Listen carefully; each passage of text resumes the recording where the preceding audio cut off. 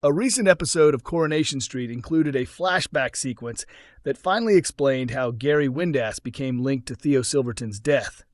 However, many viewers remain unconvinced that he is actually responsible for the murder. The flashback confirmed that Gary encountered Theo on the night he died, but fans believe the evidence points away from him being the true culprit. Despite Kit Green placing Gary at the top of his suspect list, many think the storyline has become too obvious for him to be revealed as the killer. During Wednesday's episode, Gary appeared in scenes set on the night of the tragedy. He was shown standing on scaffolding near the flat, holding a metal bar that appeared to come from either the construction site or the scaffolding structure. As he looked down, Theo's motionless body could be seen lying below, covered in blood. While the scene seemed designed to suggest Gary had attacked him, some viewers believe there is much more to the story. Many noticed that Gary appeared shocked when he spotted Theo, as though he had unexpectedly stumbled upon the scene rather than caused it himself. Fans have also pointed out that the identity of the killer is not expected to be revealed until late June or early July, making them doubt that the mystery would be solved this early. Instead, they suspect Gary is being used as a distraction.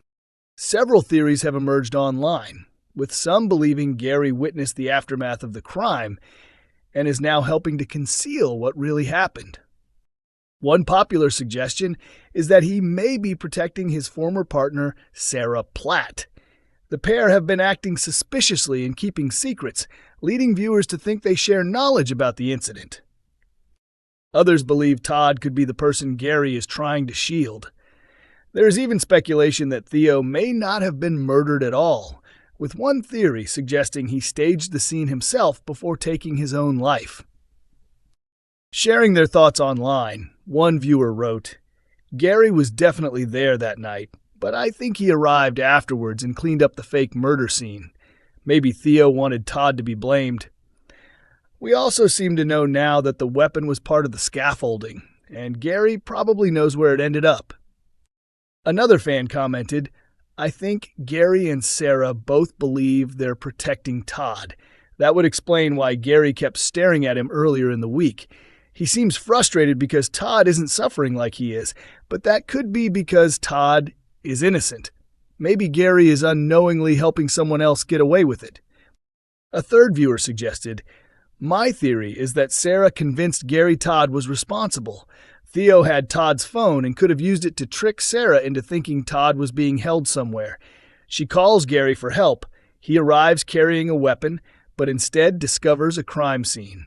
From that moment, he starts covering everything up because he still believes Todd did it." Another fan added, "If this flashback is the full story, then Gary isn't the killer. I think he went to confront Theo after noticing Sarah was upset, only to find him already dead. Now, Sarah and Gary each think the other knows more than they do, so they're protecting one another with ever finding out the truth."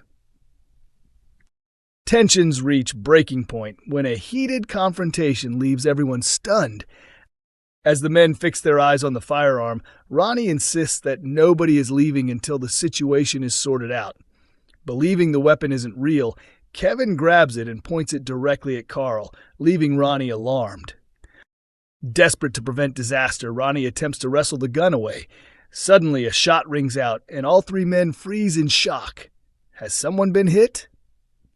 Later, Fiona delivers a chilling warning to Carl, giving him just 1 week to carry out her demands or face serious consequences. Debbie overhears part of their conversation and immediately confronts Carl, demanding to know what is going on. Elsewhere, Brody crosses paths with Debbie, Sally, Bernie, Glenda, and Christina. When a group of troublemakers target him, the women step in and chase them away. Meanwhile, at the Rovers, Dev and Tim grow increasingly worried after receiving no response from their wives. With their messages ignored and no word from home, panic starts to set in. Could Brody finally provide some answers? In another storyline, Betsy reveals to Lauren that she has secured a place at the London College of Fashion. Although excited, she is anxious about leaving Dylan behind and wonders how he will take the news. She also admits she has not yet told her mother. At the same time, Todd informs Sarah that Maria suspects there is something going on between her and Gary. Faced with mounting suspicion, will Sarah finally tell the truth? Meanwhile, Kit opens up to Bethany and reveals that he is considering proposing to Sarah. How will she respond if he goes through with it? Later, Maria approaches Gary looking serious and tells him they need to have an important conversation. Hiding his nerves, Gary casually suggests they meet up for a curry later. Elsewhere, Harry tells Kit that he enjoys having him around. Touched by the admission, Kit reassures him that the feeling is shared. Also, Ben and Nick find common ground as they discuss the difficulties they've faced while raising their sons. However, the mood changes when Nick discovers just how much Sam has been suffering. Furious, he turns on Ben and blames him for not uncovering Megan's actions sooner, believing the delay caused Sam needless pain. Nick is left devastated as he anxiously waits for updates about his son following a troubling incident.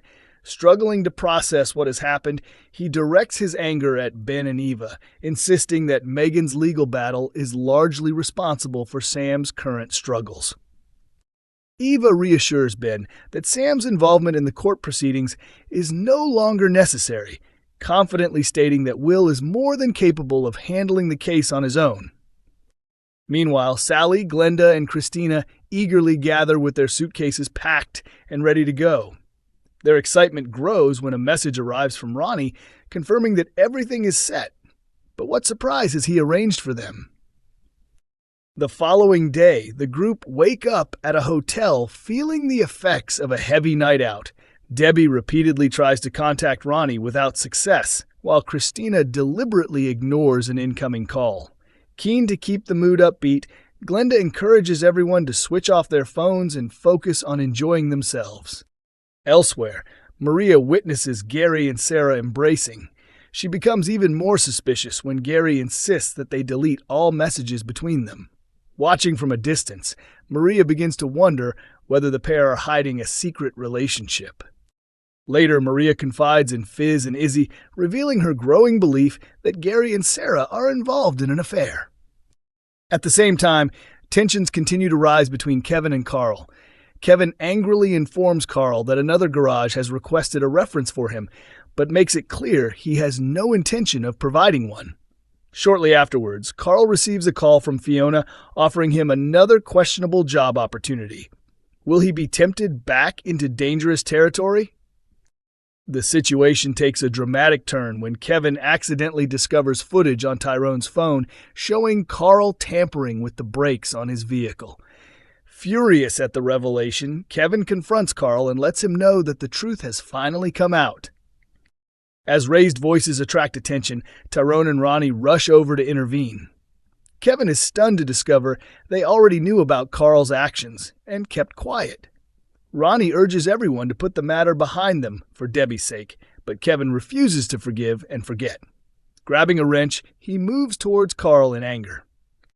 In response, Carl produces the package he recently collected from Fiona, revealing that it contains a gun.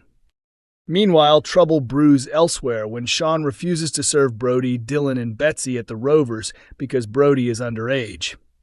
The trio head to the precinct instead, but their outing soon takes a frightening turn when three intimidating lads approach and demand the drinks they have bought. Thinking quickly, Brody tells Dylan and Betsy to run while he dashes off in the opposite direction, drawing the pursuers away from them. Coronation Street continues on ITV1 on weekday evenings at 8:30 p.m. and is also available to stream on ITVX.